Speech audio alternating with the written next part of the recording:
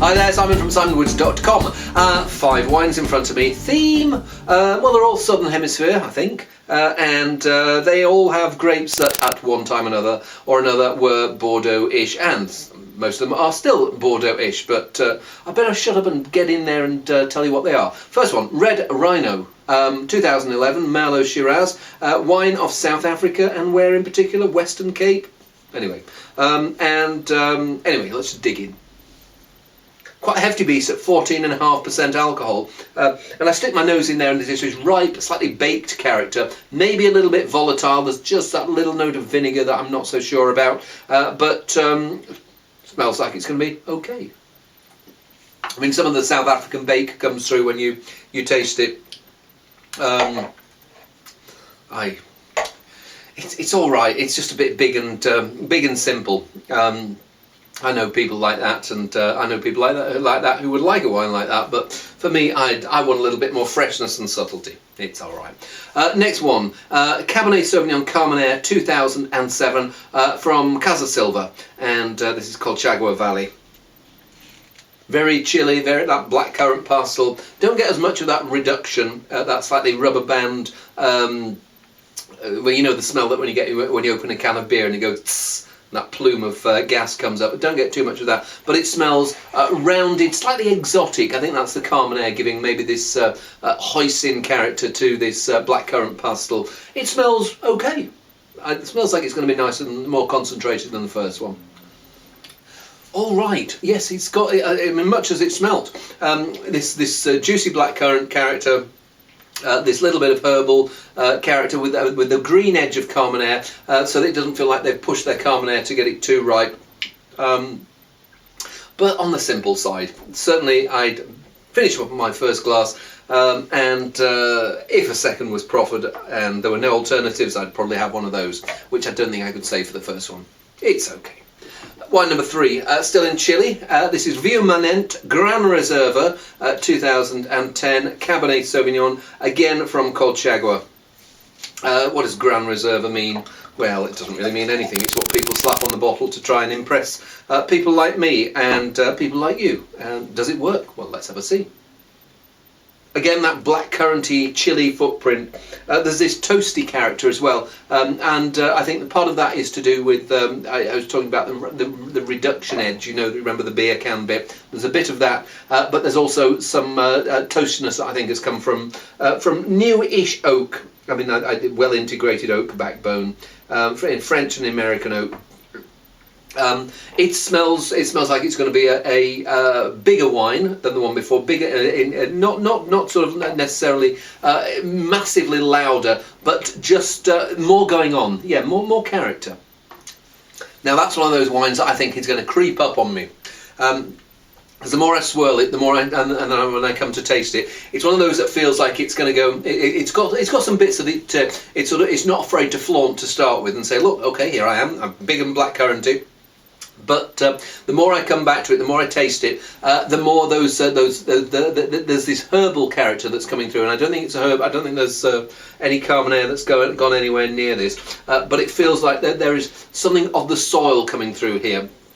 There's an earthiness, there's a richness, and it doesn't feel like it's gone overripe. It feels like it's going to. It feels. Yeah, I wouldn't be surprised if I were to taste it tomorrow. It will be really pretty classy. I don't know if it's going to get a chance because I'm doing a tasting with some people tonight, and I'm going to take some of these, and that'll probably be a good one because that's in about 3 hours' time. It'll be very interesting to see how it's evolved in that time.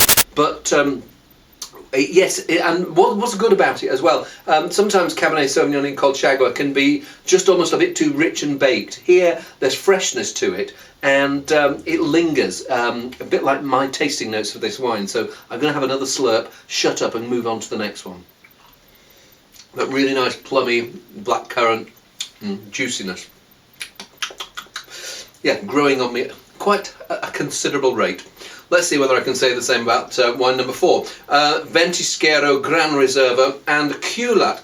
Queulat. I don't know. I'm not quite sure how you pronounce that, and not sure whether Queulat is a place. Oh, we've got something. The legend tells the story of an enchanted city in southern Chile, built in gold and filled with valuable treasure. Although the city was never found, something magic was uncovered, a beautiful hanging snowdrift called culat. So now you know. Let's see whether this is a beautiful wine or whether it's a hanging wine.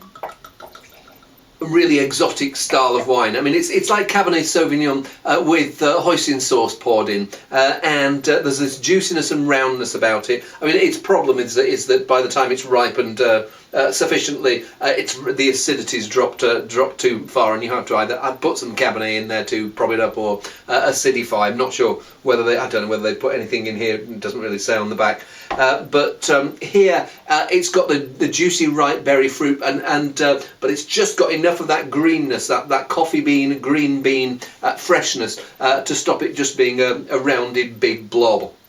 Smells good, smells intriguing. I'm going to try this with the guys tonight, so it'll be interesting to see how they get on with these two. Anyway, I'd better try it first, hadn't I?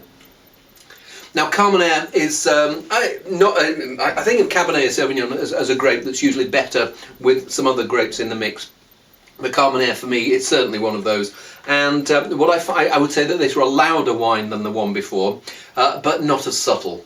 So yeah, you get more a bigger spike of flavour, but I prefer the Cabernet because it's got smaller spikes but more of them.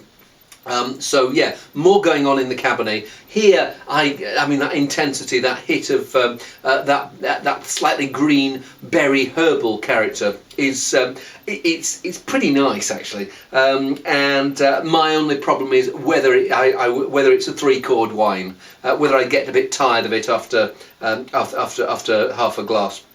I think this is why it'd be great trying them this evening, but I will report back. I've got a suspicion that I'll still prefer the Cabernet. I think that looks pretty good, but the Cabernet looks very good. We've got a Cabernet to finish. Let's see whether that looks very good. And we're in Australia. This is Botham Merrill Willis, 2 cricketers and a famous winemaker from Australia. It's a 2006 Cabernet Sauvignon, McLaren Vale stroke Coonawarra. I don't know whether it's 50-50 or it doesn't really say on the back, but McLaren Vale, hot region, Coonawarra, a bit cooler and fresher, and sometimes gives a minty character to the wines. Let's see whether it has done that here. And there is some of the like a minty character coming through, but there's also like a something iron-like. I think of Shiraz actually in both McLaren Vale and Barossa, picking up a note of iron from the soil. Here it's I mean I tried the both Merrill Willis Chardonnay recently, and I said one of the comments I said was just a bit old-fashioned, like the sort of wine that's been around for a while. I'd say the same about this one, but whereas the Chardonnays looked a little bit out of place, I still think that this has got quite a considerable charm and smells good. Sweet berry and blackcurrant jam.